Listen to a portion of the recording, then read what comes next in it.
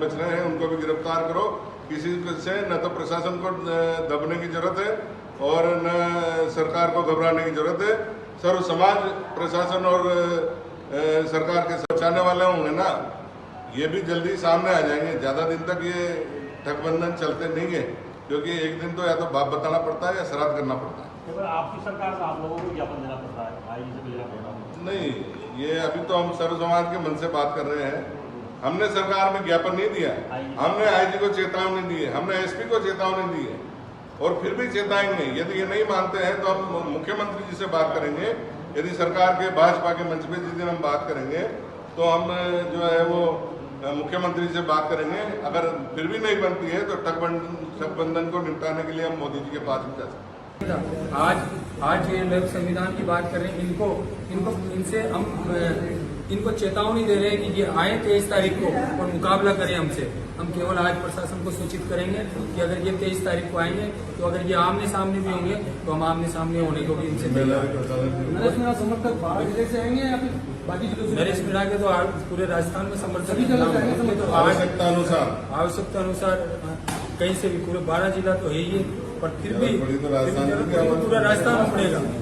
कितनी संख्या होगी? नाम बताओ। ये संख्या ज्यादा होगी। हरीश बंटी, ये 12 से हूँ और संख्या में तो आप लोगों ने पत्रकार महोदय हो, आप तो एक तरफ तो हमारे संविधान की पालना करने वाले हमारे नेता आदरणीय कमललाल जी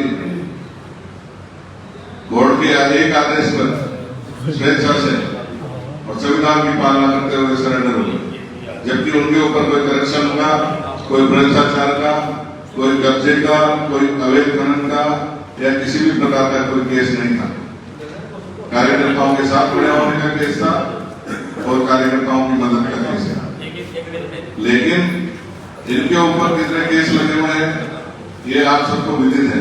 डेली आपको ध्यान है कि हमने एसपी साहब को भी चेतावनी दी भारतीय जनता पार्टी के माध्यम से, और आईजी साहब कोटा को भी चेतावनी दी है कि जो संविधान की पालना करने वाले हैं वही संविधान का उल्लंघन करने के लिए 23 तारीख की तैयारी कर रहे हैं।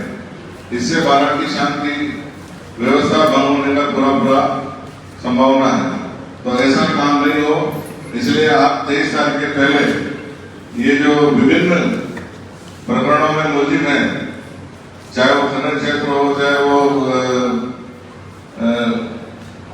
ये भ्रष्टाचार का मामला हो, जितने भी मामले चल रहे हैं वो अभी केस नंबर वगैरह सब आपको बता दिए जाएंगे। इन सब में पूर्व खनन मंत्री प्रमोद जी बैल सहित जो उनके साथ में जिनके भी मुलजिमों के नाम है उन सबको गिरफ्तार किया जाए और किसी प्रकार का दबाव महसूस नहीं किया जाए, ऐसा हमने आईजी साहब को अनुरोध किया था।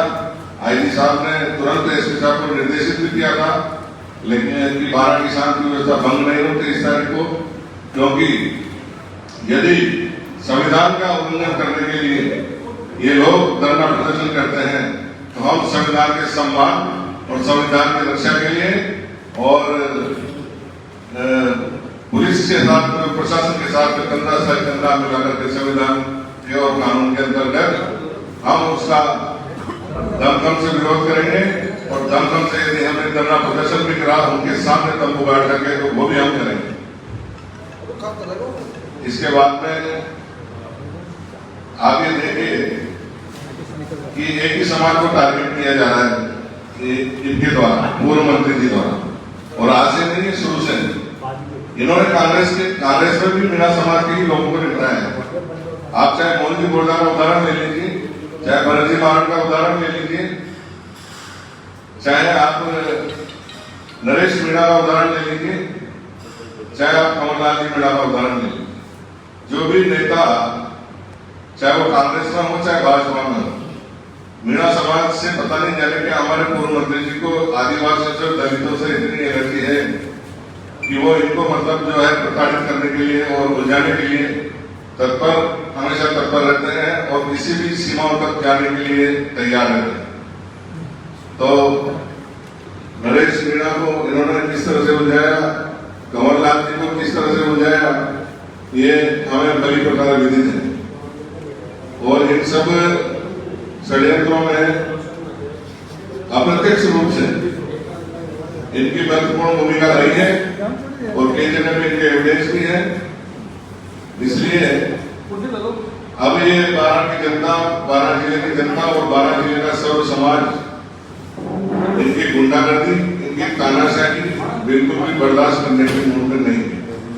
अब आगे मैं सुनील जी भाई साहब से अनुरोध करूंगा कि वो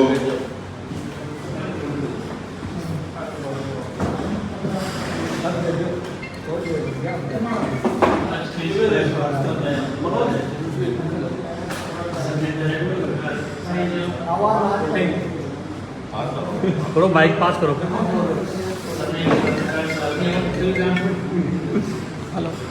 आज जब कॉन्फ्रेंस बुलाई है,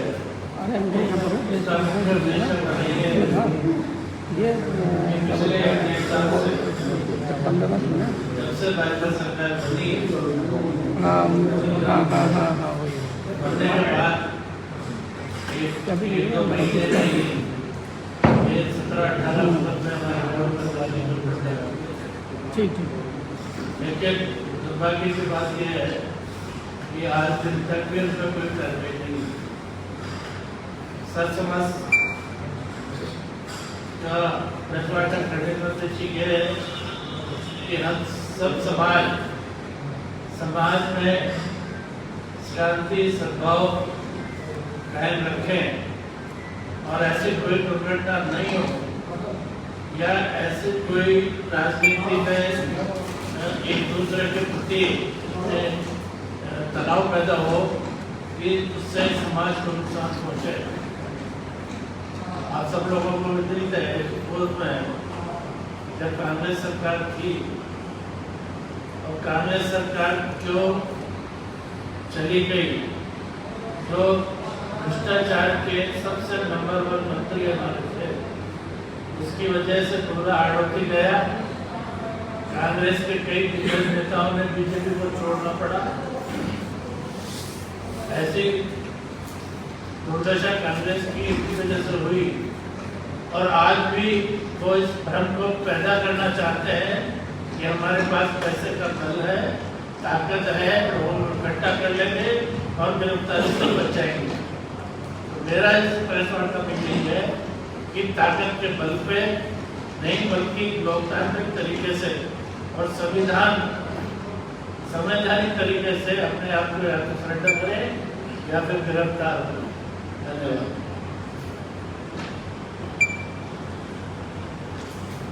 मैंने सर 2024 को अंतर थाने में एक मुकदमा दर्ज कराया था। चेयरमैन साहब इसको नीचे करो थोड़ा, तो आपको इस कागज को 9/10/2023 को विधानसभा की आचार संहिता दिन के 12 बजे जब घोषणा हो गई, हमारे उस समय के तत्कालीन चेयरमैन श्री मुस्तफा खान ने इसकी अवहेलना करते हुए दिन के 2:30 बजे एक टेंडर प्रक्रिया को ओपन किया।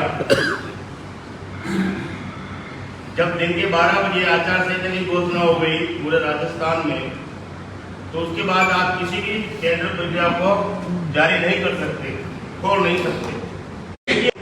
उस 9 तारीख की निविदा को 7 तारीख में दर्शाकर 7 तारीख में ही वर्क ऑर्डर जारी कर दिए उसके, जो पूरे दस्तावेज में है और प्रमाणित है।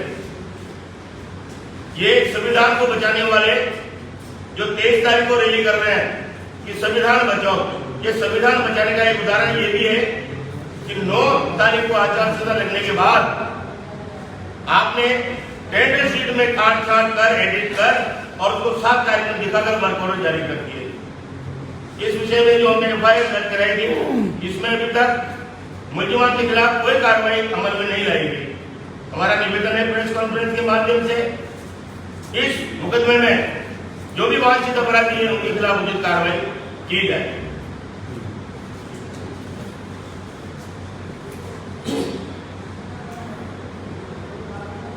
आज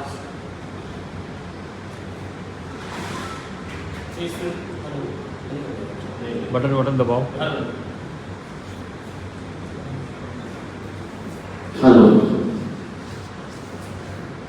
सब यहाँ पर एकत्रित हुए हैं, आप सब प्रेस कॉन्फ्रेंस बना रहे हैं, इसके लिए सभी पत्रकारों को बहुत धन्यवाद और आप सबका बहुत बहुत आभार। जो हमारी जनता की बात आप जनता तक पहुँचाते हो और जनता को सच दिलाते हो, उसके लिए आप दिन रात मेहनत करके जो कार्य करते हो उसके लिए बहुत बहुत धन्यवाद। आज हमें ये प्रेस कॉन्फ्रेंस करने की आवश्यकता क्यों पड़ी? क्योंकि पूर्व में हमारी नरेश मीना 8 मास में गिरफ्तारी दी है और एक नार्को केस में बंद है और संविधान की पालना के तहत वो बराबर अपने जो भी जनसेवा के केस लगे हुए थे उसमें बराबर उनको जमानत मिल दी जा रही है। और हमारे जो विधायक कमल राजी मीणा, उन्होंने भी कोर्ट की पालना करते हुए सरेंडर किया है, आज वो जेल में है। जब प्रमोद जेल पाया गया और उनकी टीम के ऊपर इतने सारे केस, कम से कम 20 से 25 केस है उनकी पूरी टीम पर, उन पर जिनमें कई धाराओं में जुर्म प्रमाणित हो रहा है, जिसमें मैं मुख्य बता दूं आपको, एक तो जिसमें 420 लगा हुआ है, जो अपने 12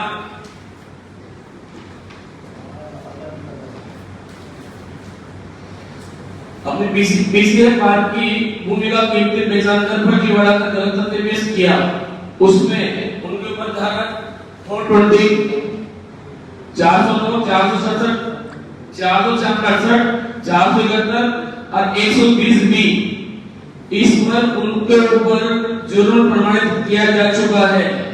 उसके बावजूद भी न तो उन्होंने पुलिस में गिरफ्तारी दी और पुलिस से भागे भागे फिर रहे हैं।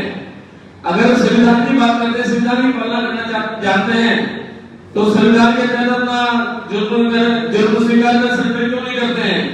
और जनता को बरकरार के लिए आगामी 23 तारीख को धरना प्रदर्शन करने की धमकी दे रहे हैं सरकार को। और उनके एक विधायक हैं, उनके चेहरे के विधायक धमकी देते हैं कि हाथ लगा के देख लेना, क्या हमने चुड़ैल पेट रखी है क्या? तो उन्होंने प्रशासन को समझ क्या रखा है? अगर वो समय पर गिरफ्तारी नहीं देते हैं या पुलिस उनको 23 तारीख के पहले गिरफ्तार नहीं करती है, तो हम सब मिलकर एक विशाल प्रदर्शन धरना देंगे वहां पर, जिसमें जो भी जनहानि या किसी प्रकार की हानि होती है उसकी समस्त जिम्मेदारी हमारे लिए होकर सरकार की होगी। अगर उनको 23 तारीख के पहले गिरफ्तार नहीं किया जाता है तो एक बहुत बड़ा जन आंदोलन 12 के साथ दिनों खड़ा होगा। ऐसे ही एक प्रकार और मुख्य था, हमारे सहरिया आदिवासी की जमीन थी किशनगंज के अंदर, वहां भी उन्होंने अवैध खनन किया है, जिसके आज भी अगर आप वहां जाओ तो आपको वहां बड़े बड़े खड्डे नजर आएंगे। उसकी जमीन पे जो उसकी खाते की जमीन थी उसको डरा के धमका के उसके ऊपर केस किया गया, उसमें भी इनके ऊपर अन्य धारा में मुकदमा दर्ज है। तो ऐसे ही तमाम बहुत सारे केस हैं जो इनके ऊपर लगे हुए हैं, किसी में अनुसंधान बाकी भी है, लेकिन किसी धारा में जुर्म प्रमाणित हो चुका है तो कम से कम उसको तो गिरफ्तारी दें या तो पुलिस गिरफ्तार करें। धन्यवाद। बस 2 सेकंड और ले लेता हूँ फिर। ये जो जिन पे हमारे आदरणीय पूर्व कानून मंत्री जी के खिलाफ, भाई जी के खिलाफ जुर्म प्रमाणित है, वो मुकदमा है 272/2024 है और दूसरा है 271/2024, तीसरा है 509/2024 और एक 8/2024 है, जिसमें अभी एक एविडेंस हमारे नेता प्रतिपक्ष भाजपा की बाकी है। और 5वां है जो वो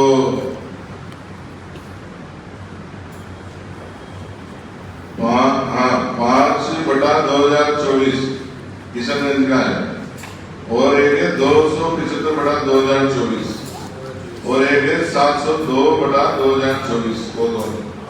इनमें तो जरूर प्रमाणित है, तो आदरणीय एसपी साहब महोदय इसमें कार्रवाई करना हमारा निवेदन ये है कि तुरंत जो है इनको मुजरिमों को गिरफ्तार करें।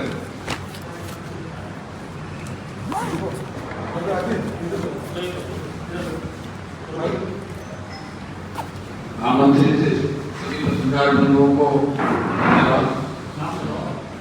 मेरा नाम हरीश मीणा और मैं नरेश जी मीणा के लिए काम करता हूँ। और जो अभी जिस उद्देश्य से जिस पर्पज से प्रेस कॉन्फ्रेंस रखी है उसमें बाकी की चीजें सभी ने बताई है आपको, मगर मैं ये कहना चाहता हूँ कि जो कांग्रेस संविधान बचाओ, तो आज से 2 साल पहले जब हमारी टीम और नरेश मीणा और हमारी टीम जब सड़कों पे थी, जब यही संविधान था, यही कांग्रेस की इनकी सरकार थी, हमारे जैसे लगभग 100 युवाओं पे इन्होंने जो 100 युवाओं 1 दर्जन से ज्यादा इन्होंने मुकदमे दर्ज किए। हम जब भी सड़क पे आते थे इनके किसानों की कोई भी मांग को लेके, तब इन्होंने हमारे खिलाफ मुकदमे दर्ज किए। तो आज ये किस मुंह से संविधान की बात करते हैं और हमारी इनको प्रशासन को और इनको जो कांग्रेस के ये जो गुंडा गैंग भाया की, और इनके बाद में जो अभी एक पूर्व एमएलए उसको एमएलए तो नहीं, वो सफेद ड्रेस में डाकू है, इनकी जो भी गैंग है वो सारी सफेद ड्रेस में डाकू है। इनको हम चेतावनी दे रहे हैं कि ये आए और 23 तारीख को इनका प्रदर्शन करें। प्रदर्शन हमारा भी रहेगा। हम केवल प्रशासन को सूचना देने आ जाएंगे। प्रदर्शन हमारा पक्का है 23 तारीख को, और इन लोगों को हम ये चेतावनी दे रहे हैं कि आप जब भी आओगे, जब भी इस चोर गैंग को, इस बाया नाम के गुंडे को और इसकी गैंग को जब आप बचाने आओगे, तब हम आपको सामने मिलेंगे। हम ना तो कांग्रेस के लिए काम कर रहे हैं, ना बीजेपी के लिए काम कर रहे हैं। हम केवल संविधान, असली संविधान को लेकर हम चल रहे हैं। आज से 2 साल पहले भी हम सड़क पे थे और आज भी हम इनके सामने सड़क पे रहेंगे। ये जब भी रोड पे आएंगे, जब भी इनकी गुंडा गैंग को बचाने की कोशिश करेंगे, उसमें मैं आप लोगों को एक चीज मैं आपको बता देना चाहता हूँ। एक मुकदमा था, मुकदमा नंबर 702/2024 कोतवाली का, जिसमें एक सरफराज उर्फ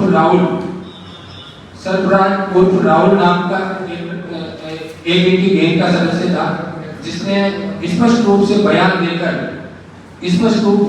देकर उसने कबूल किया है, और जिसकी एक कॉपी मैं आपको भी दे दूंगा।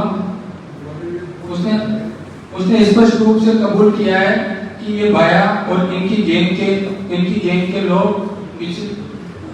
जब इनकी सरकार थी, तब ये एक हथियारों का जखीरा लेके आए और इन्होंने 12 में उसके जैसे कई लोगों को हथियार बांटे, जिसमें उसने ये पुलिस ने जो प्रमाणित की हुई कॉपी है मेरे पास, इसमें उसने नाम दिए हैं विष्णु गर्ग, इसरत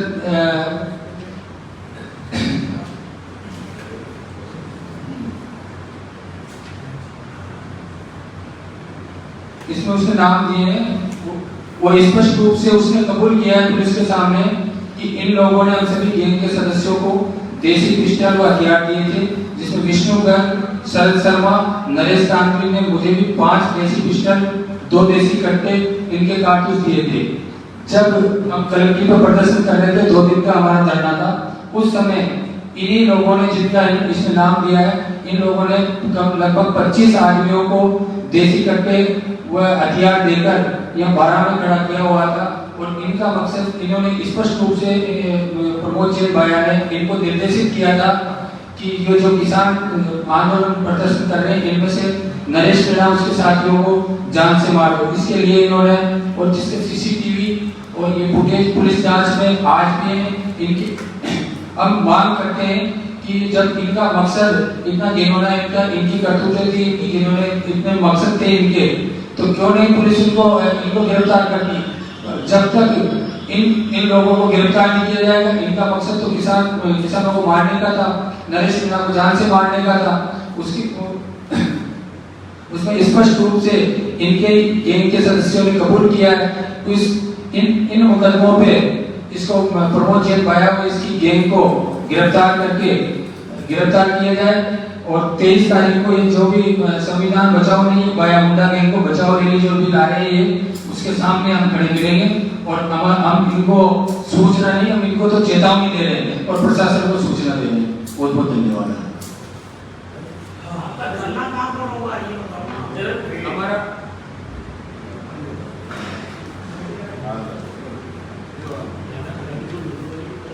पब्लिक पार्क में 12 बजे इकट्ठे हो गए। हेलो, हमारा धरना 12 जिला कलेक्ट्रेट पे हुआ और मैं एक बार और ध्यान आगे सुनना चाहूंगा आपका। ये भाया एक भ्रष्टाचारी पुड़िया है। इस भाया ने 12 के अंदर 12 मांगोल रोड पर एक 2000 लोगों में जमीन आवंटित होगी अंजुमन मदरसा के नाम पर। उसमें साफ लिखा हुआ है क्योंकि उन्होंने एक समय में 2 फाइल चलाई थी काउंटर के लिए और 2 में मंजूर हो गई, तो उसमें मदन जी दिलावर ने ज्ञापन दिया था सरकार को, तो सरकार से जांच आई थी। उसमें तहसीलदार की मोहर लगी हुई है कि ये भूमि निरस्त योग्य है। साफ मोहर लगी, वो कागज अपने पिछले कलेक्टर साहब को दिए भी थे, लेकिन ये भाया मंत्री था, इसका इतना दबाव था कलेक्टर के ऊपर, इसने पुलिस प्रशासन लगाकर वहां पर रातों रात को बाउंड्री का निर्माण करवाया जहां पर वहां मदरसा नहीं बन सकता है, सिर्फ भविष्य में दुकानें बनेंगी वहां पर। अगर वो जमीन पर मदरसा बन सकता है तो वहां किसी को आपत्ति नहीं है, वहां मदरसा बने। लेकिन इस भाई को हमेशा भ्रष्टाचार करने में मजा आता है, ये हमेशा भ्रष्टाचारी पुड़िया है। इसके आपको 12 में कई लोग देखने को मिलेंगे। और भरत सिंह जी को आप जानते हैं, भरत सिंह जी ने भी कितने भ्रष्टाचार उजागर किए। एक अपने 12 में मोदी जी आए थे तो उन्होंने उनकी सभा में कहा था कि भाई एक गांव तो पूरे ही खाया, जब वो कांग्रेस सरकार में ही थे। तो ऐसे ही इस भ्रष्टाचार नाम की जो पुड़िया है उसका खात्मा करने के लिए आज हम सब बिल्कुल मैदान में डटे हुए हैं और जिस प्रकार की मुकाबला करना होगा हम मुकाबला करेंगे।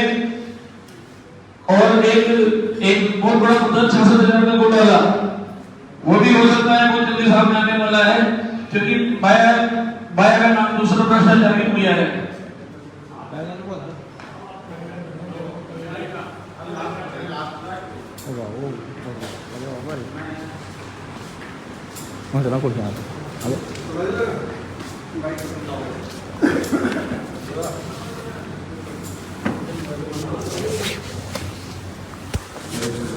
मैं अब्दुल वानी बनियारा सेना कोटा संभाग परवारी जिले जो भी गेहूं